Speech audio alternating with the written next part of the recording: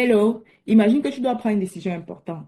Tu regardes un chiffre et tu te dis, OK, c'est significatif.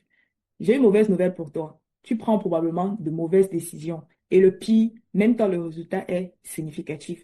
Aujourd'hui, je te montre comment penser une décision data, même si tu n'as jamais fait de statistiques. Et le dernier est celui que tout le monde oublie. En stats, on nous apprend un réflexe. P-value inférieure à 0,05, on fonce. P-value supérieure à 0,05, on abandonne. C'est pratique, simple, mathématique. Et pourtant, elle est responsable des décisions catastrophiques. Un exemple simple avec le médicament. On regarde s'il fait guérir plus vite. Au résultat, en moyenne, on observe 2 jours de guérison en moins. Mais le chiffre magique ne passe pas, c'est-à-dire la p-value est égale à 0,08.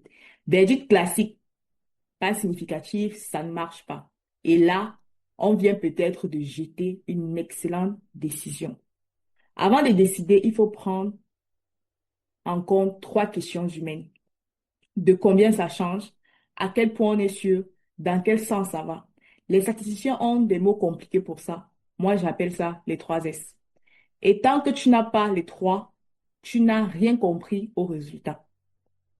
Le premier S, la taille de l'effet. Et répond à la question combien ça change dans la vraie vie. -2 jours, pour un patient, c'est énorme. Pour un bouton qui change plus vite, peut-être pas. D'où le chiffre n'a de valeur que dans son contexte. Un effet minuscule peut être très significatif et totalement inutile. Le deuxième S est la significativité.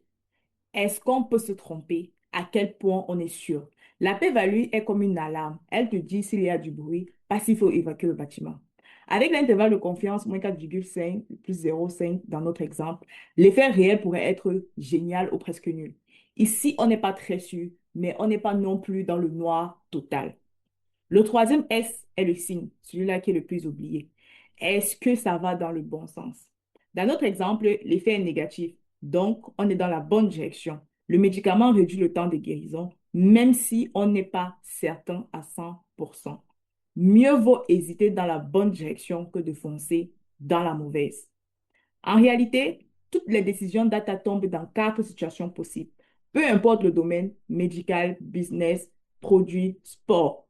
Cette matrice, ce n'est pas un tableau de stats, c'est une boussole des décisions. Ligne par ligne, c'est du bon sens. La colonne statistique, grande ou faible, fait référence au contexte métier et la colonne signe, positif ou négatif, fait référence à la direction. K1. On a un fort impact incertain, mais dans le bon sens. Ça peut changer beaucoup de choses, mais on n'est pas encore sûr. Donc, on continue à tester. Peut-être l'effet est juste hétérogène si on regarde dans les sous-groupes, ou on peut faire un rééchantillonnage, ou alors augmenter la taille de l'échantillon si possible. Mais dans le même cas, si la significativité est forte, alors on peut déployer les résultats. Cas 2, on a la statistique est faible, la significativité est très sûre et on est dans le bon sens. Même si on est sûr, ça ne change presque rien. Donc, on ignore le résultat. Le troisième cas, c'est la statistique est forte, la significativité est sûre, mais c'est dans le mauvais sens. Là, on est sûr que ça fait mal. On arrête tout, on stoppe, car on n'est pas en train d'aller dans la bonne direction.